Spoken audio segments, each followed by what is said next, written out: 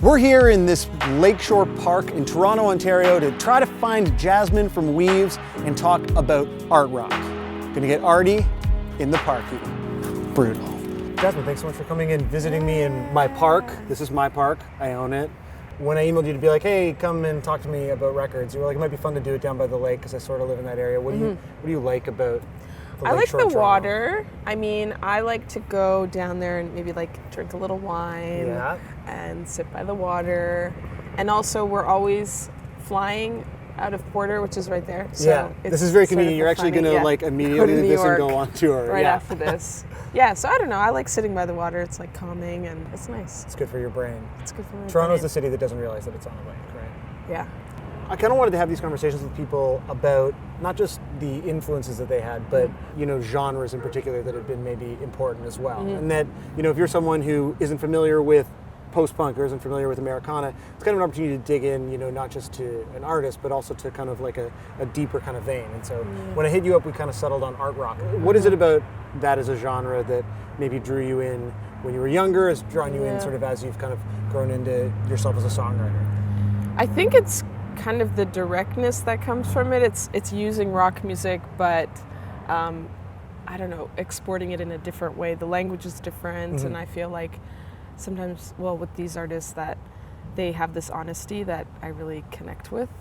For some reason, people have affiliated our band Weaves with art rock, and then when I started thinking about it, maybe the artists that I enjoy have those same sort of, qualities that you enjoy rock music, but it's a bit different. There's something, maybe seeking something more pure or something out of it. So yeah.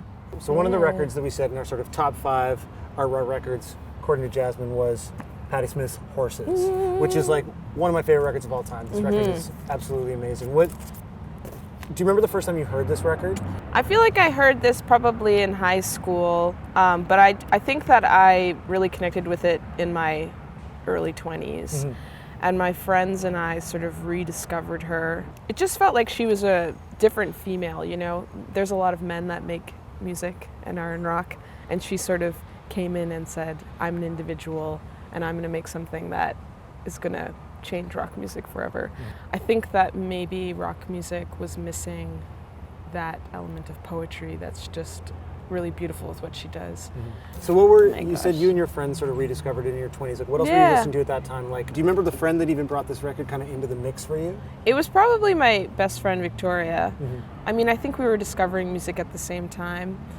We had, I would say initially, it was sort of the Strokes and listening to them in high school, and they said, listen to Television and, this Greenwich Village. Like, I started paying attention to artists that came out of there, and I just started identifying with the songs, I think, the older I got, and the way that she performs, it's so raw. She just sort of, it sounds like on the record, like she's just yelling out things and going with the flow and improv.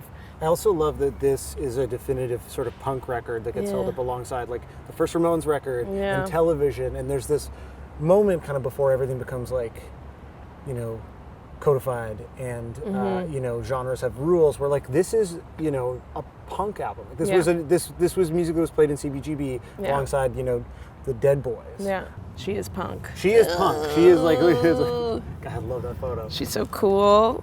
It's like one of those things where it bums me out because I'm like, I'll literally never be that cool in my Her life. hair. Yeah, the pose, like fray, everything about it. Like just pure attitude. The sad thing is we haven't really had that many musicians that have come out post her that, like labels need to have more ladies on their roster. Sonic Youth has a lady. Yeah. So Goo, this is an album, this is also like a weighty boy. It's awesome. This is an album that for me existed as a t-shirt before it existed as a record. Like I know this Raymond Pettibon drawing like the back of my hand, and then the record I must have heard years after I saw this. Like, do you remember, did you have that same experience? Because I feel like this is a record that on some level is like, I don't know, as famous aesthetically as it is. Like it's one of those things you find it like black market in Toronto. People would buy this and Yeah. I think I listened to them before I don't think I saw it as a t-shirt. So you're cooler than me. This was this was, I was like, oh, I gotta listen to the t-shirt band. Well, I think that, again, it's with like the same friend, but we they had like a DVD that came out, and it was called like Corporate Ghost. Yeah. And it had all of their music videos. And I think just we started discovering, it's funny because I'm realizing most of these artists are all from New York. I think that city just has some sort of magical water or something. But I just love Kim Gordon, and I don't know, her voice is so smoky, and I don't know, you can just like taste her emotions or something.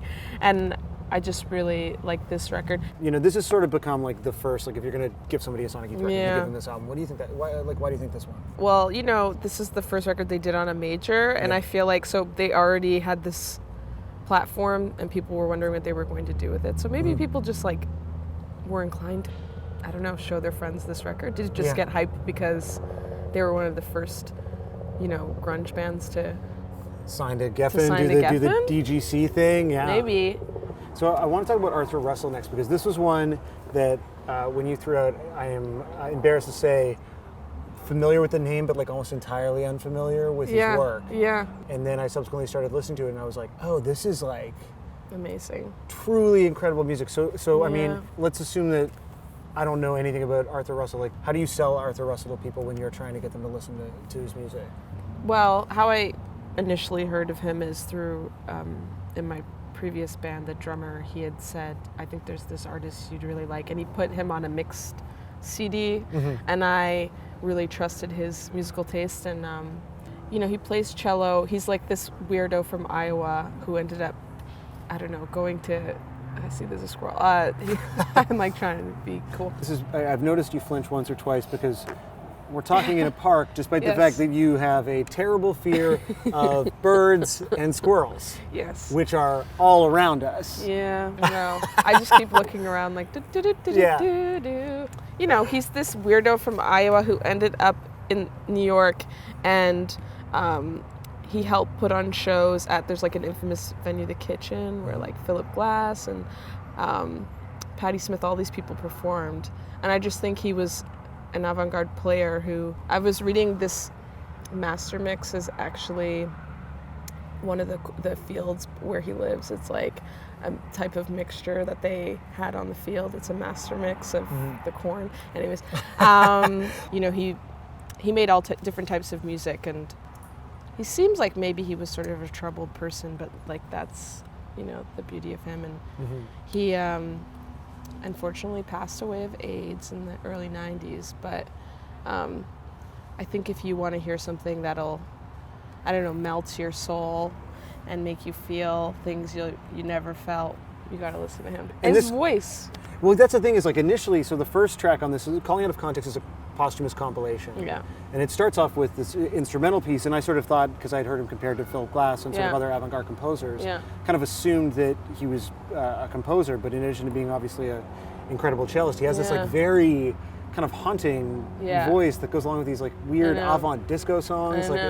Have you heard that song? Well, it's not on this, but he has this song Eli, and it's just like, he just sings what he's doing on the cello, like Eli, Eli, Eli. It's so beautiful. So this one, this tiny LP that we have, look is at it. the Yeah Yeah Yeahs Fever to Tell, which is like impossible to get on vinyl, and apparently only exists in the $2.99 used bin. Which is funny because I think of this as being like a seminal record. Yeah. Like, I think of this as like going to dance cave when I'm like in first year university and like, you know, thinking about girls that I liked while Maps played. Like, what was your relationship with this record like? Was it similarly I was like emotionally fraught? underage, but they had all ages shows. Their first, I saw them at the Opera House in Toronto, and it was all ages. Yeah. And then they played at the Phoenix. Well, a funny story is that when I saw them at the Phoenix, TV on the Radio was opening for them, and they had a cake. They brought out this cake for him to eat or whatever. They sang Happy Birthday. And then Karen O put a piece of cake in her mouth, and then she was like looking around like, who am I going to give this cake to? She came to me, and I was like freaking out. I was a teenager, and I ate the cake out of her mouth. I got picked. It was amazing. I had like that was chocolate like you were on my anointed. face. That was like, I was like, yeah, that was like the passing of the cake torch. I think I was always obsessed with older bands. There was nothing really happening in the late 90s. yeah, this is the most sort of modern thing in this pile. Because after I feel grunge ended, there was not really much that I enjoyed that was contemporary. And then all of a sudden the AAS came out, and I just felt really connected to their music, and I thought that Karen O was like a really cool performer, and she has an amazing stage persona, and I think they're just amazing. This album in particular is just so raw, and I love how simple it is, and yet it's complex too. Like I'm just trying to think of like what songs I love on this. Obviously Maps is the classic, but Tick and Pin. Do you still listen to this record, or is this like very much, because sometimes I find records I got into when I was underage are like of a time, I go back to them when I'm like half in the bag and walking home, and that's sort of it. Like, when do you still listen to this record? I do. I used to have this tradition of like, there's like a DVD that came out called Y Control, and a friend gave it to me in high school, and I had a tradition like every home I moved into, I would watch the DVD because I didn't have internet or cable. Yeah. So I have like a few DVDs. And they would just, find a way. And every time would I it moved, be part I of put it christening in. the apartment, or you just okay. It's a bit maybe OCD now, because No, that's now good. it's still every time I move, I watch the DVD. Like night one, or is there like night one. Night one. Is there like a bottle of wine that goes along with it? Is there a particular like pizza or it's probably just some wine, Yeah. and I usually watch it alone too. Like, it's important. like I just watch it. It's so weird. You just got to orient yourself in It's the a space, problem. right? Okay, so the last record, and this is one that, one of the classics, of course, Andy Warhol's classic. Yeah. Andy Warhol. Yeah, I know. If you were to ask Andy Warhol. This is a record that I never felt cool enough to listen to when I was a kid. By the way, for anyone, this is not actually an Andy Warhol record. So Velvet Underground and But Nico. I mean, maybe it is, because Maybe he produced it. Who knows? I approached this record like it was like on fire when I was younger, because I read so much about them, and then I was like, I'm not cool enough for this, because I'm like straight edge and all these songs are about heroin, literally. Yeah, it's true. What was your first impression of this album? But it's amazing. Yeah. It's funny because I was talking to my friend today about this record, and we were just remembering, I don't know, listening to the Velvet Underground for the first time. And just the way Lou Reed performs and the words he uses, there's just this like brutality to it, I guess. But he doesn't give a shit either. It's like, I have a song named Heroin, and I don't care if you don't like it.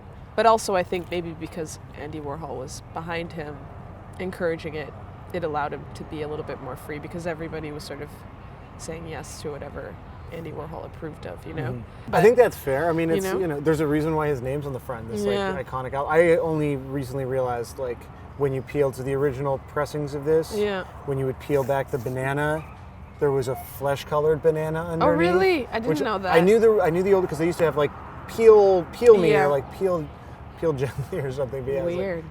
I just think it's a really beautiful record, and well, I know we had sort of talked about Transformer, but because Nico was one of these ladies, part of the Warhol Chelsea ladies, and it's funny because it reminded me of, there's this documentary, it's called Beautiful Darling, and I don't know if it's where you can find it, but it's a documentary about like the superstars, the Andy Warhol superstars, and I was thinking of Walk on the Wild Side, and how it's about like each of these superstars, and the like kind of sad part of being a prostitute, and maybe after Andy Warhol doesn't care about you, what happens. And I don't know, then it made me think of just this record and the context of it, and that not everything's beautiful and great, and I just thought, I don't know, it's just something anybody could identify with and at the same time be scared of. And I think as an artist you should try and challenge people and scare them. Do you try to inject any of that into the music you write, that like sort of scaring people at all, or well, I think you should people? I think you should at least, for us, our mandate is like to not be boring, and sometimes if you're not boring, people are confused by what you're doing, but they come around. It just takes time. I feel like most records you really enjoy, they just take time. Or like, look at REM. Took a long time for them. Yeah. AC/DC. Takes a minute. Took them a long time, so... So thank you so much for taking time to talk about these records. This sort of like art rock avant-garde primer. And it was helpful for me because honestly, the Arthur Russell thing was like... Oh, he's so beautiful. So new and he's going to be beautiful like, you're going to walk down the street Well, that one song I told you. Yeah. The rest, no. I'm be grooving to that. But- I'm gonna be like, yo, Buddy was definitely sending you a vibe with this song, like for oh my sure. Gosh. I know. That's great. Well, I got some homework, and I appreciate your time, Jasmine. Yeah, Thank thank you. you. Awesome. Yay. Is that too noisy? So many planes. It was relatively quiet, like kind of the whole time, and now Maybe it's the time. What time is it? It's plane time. I think So that might. it's plane o'clock. It's probably classic, plane o'clock. Classic plane time. The coldest I've ever been in my life was like in Florida there in January one year. It was Oh, just really? Like, it was fucking freezing. And also, people think it's so cold here, and it gets on my nerves. No. They're like, "Oh, Canada, it doesn't really snow anymore." Yeah. All right. Oh, we feeling good? You know, let's talk more about the weather. Cool. Garbage class. I love backpacks because now that Pokemon Go is big. Oh, right. I have, like 2 years ago, I got a Pikachu backpack because I thought it was cool. But now I'm thinking I could probably sell it online for maybe a lot of money. This is interesting. And he or she is the star of the show, yeah? Yeah. Is Pikachu gendered? So there's a member of the team here that has Pokemon tattoos. Can you like swing around here, I think, and just like, I think it'd Oh my be gosh. good to... Yeah. When did you get those? I got this one before Pokemon Go as well. So also before the hype. I don't know how much my arm is gonna make selling that back. You gotta just... We cut it off. Wait, you know, Oh, hey, yeah. Come on. So No, when they're you not. were growing up, that was like It was a Pokemon big your deal to me, jam? yes. Did Just you have the taking up time, shirts? I just want to know, did you have the button-up shirt? I had absolutely everything. Yes.